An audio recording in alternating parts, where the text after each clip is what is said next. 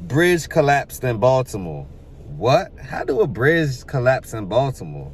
Watch this. I couldn't believe it when I seen it. Watch this. This morning, a stunning bridge collapse at the port of Baltimore. Woo. The entire Key Bridge in the harbor. The Francis Scott Key Bridge plunging Look at the bridge. into the water My God. My fathers. That's the whole bridge. Hold on. Hold on. Who was on the bridge? Was there innocent bystanders? Were there cars on the bridge? Why did the ship run into the bridge? Was it malfunction on the ship? Let me bring you the update. Word on the street is, or word in the water, right? Word in the water is this is not a terrorist attack. Because, people going to put whatever spin they want to spin on it. This is the internet, the biggest DJ in the world. It's called the internet, right? DJ Ponder Replay. So, we're not going to say that it's a terrorist attack, right? But what we are going to say is that they say that the ship malfunctioned.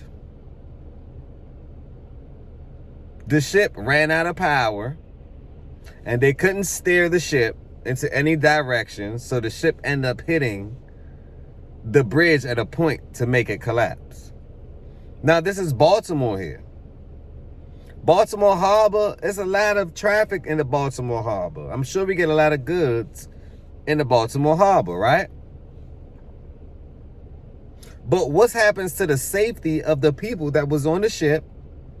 What's going to happen with the lawsuits that they're going to sue the city?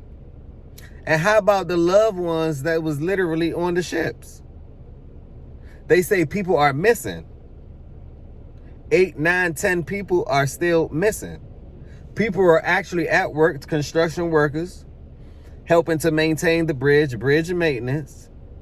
They also was affected by it. Some of them actually plunged into the water. Now, I think that as far as infrastructure, the whole United States infrastructure must be rebuilt. We had the same power lines up since the 1940s, the 1930s. The infrastructure has to be rebuilt. Most of these buildings are 50, 60, 70 years old. Most of these bridges are 50, 60, 70, 80 years old.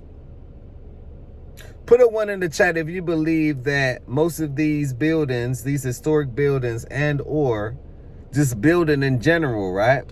It needs a major facelift. Put a 1 if you think it needs a major facelift. Put a 2 if you think it don't need a major facelift.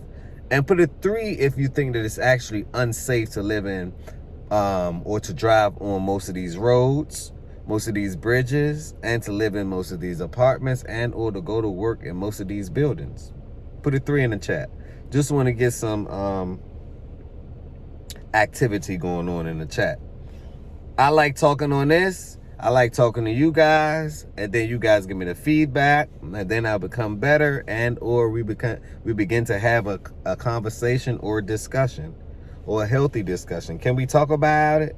But let me run this back again, because something going on. Now they telling you that you can buy houses in Baltimore for $1. Is this them face lifting the value of Baltimore? But let's continue. This morning, a stunning bridge.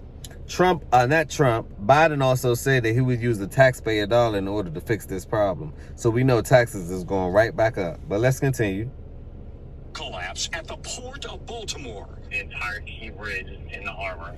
The Francis Scott Key Bridge plunging into the water overnight after it was hit by a cargo container ship. I want to know what the bang was. Ship hit the Key Bridge, sinking.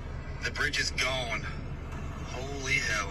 Video shows smoke coming from the ship before it hit the bridge. The bridge is normally a major artery spanning the Patapsco River, and though the collapse happened in the early morning hours, 1:30 a.m., video shows cars crossing moments before the ship hits.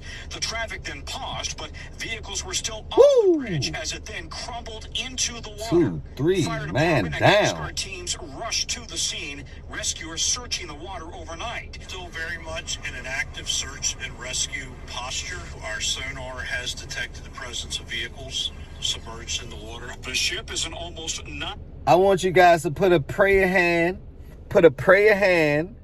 in the chat to bless up the families. Put a prayer hand in the chat to bless up the families and let them know that everything will be okay. We have to support each other. It's group economics everywhere. Without group economics, there's no point. You can't beat the system by yourself and or support the system or support the loved ones or just send just to be a good Samaritan and to send good wishes and prayers. It's powerful. So bless these people up. Let me see the Jesus hands in the chat. Bless the people up. Bless the family up. My condolences goes to the family. Once again, Healthy Discussions condolences goes towards the family. 950-foot container vessel called Dolly headed from Baltimore to Sri Lanka. The Synergy Marine Corporation saying it collided with the bridge pillar and all of its crew members, including the 2 pilots, have been accounted for. The ship reportedly lost power while in the water. How? This morning, with the sun rising, search teams continue looking for any survivors in the water as the Baltimore area reels from a major collapse. Tom, we know that the And if you're in Baltimore, right? If you're in Baltimore, let me know what's going on with the commute. What's going on with the traffic? How you going back and forth to work? How did this affect your kids' school schedule in the morning? Leave your thoughts down below. If you're in here and you from Baltimore, let me know what's going on. Let me know what's going on. vehicles in the water, as that official pointed out. The weather is very cold, so if there are survivors who are still in the water, how long can they safely remain in those cold temps? Yeah, 40, 45 degrees in the water, 32 degrees outside right now where we are. We checked with the University of Minnesota.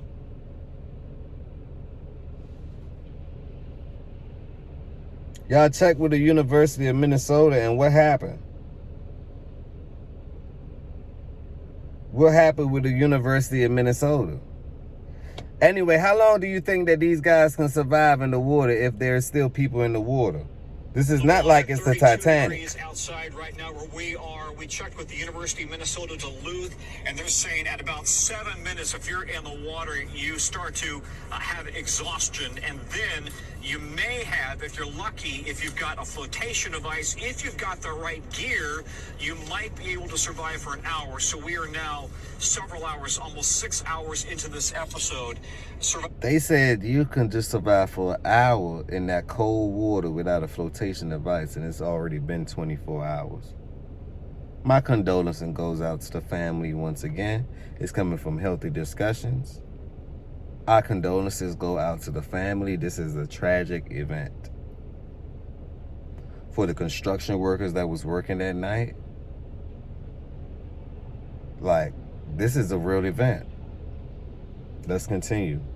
Survivability is really potentially very, very challenging, but overhead helicopters continue to search the water for any signs of survivors, and this is an all-hands-on-deck effort in terms of Baltimore and Maryland state authorities and surrounding counties all sending mass resources into this area, trying to find anybody who might be in the water.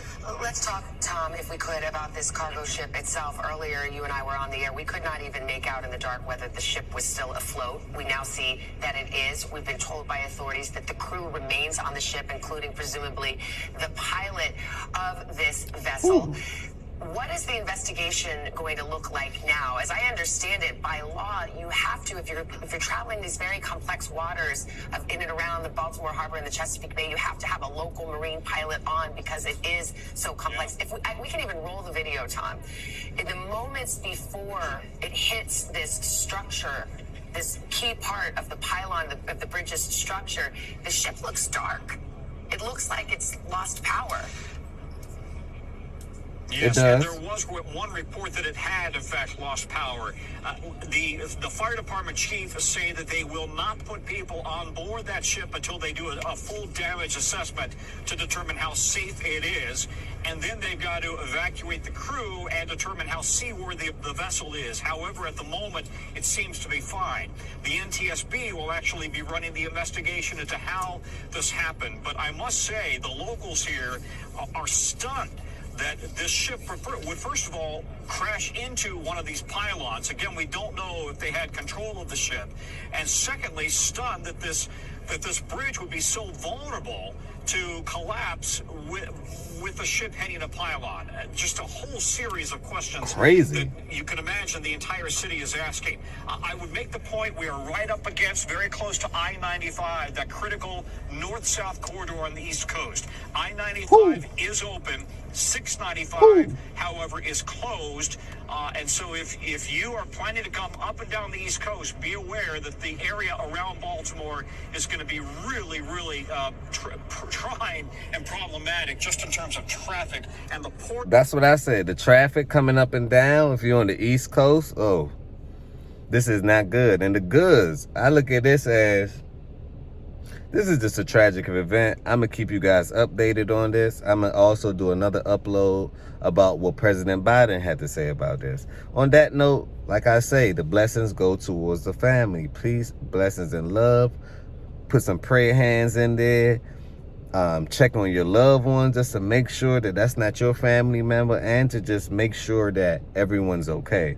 On that note, peace, blessings, and love. Smash that like button. Tell a friend to tell a friend. This is the beginning. This is not the end. Bridge has went down in Baltimore. Baltimore Bridge has went down. Peace, blessings, and love. Subscribe to the channel. Smash that like button. Leave your thoughts down below. I really want to know what you think about this one. Can we talk about it? This is another healthy discussion. Let's discuss.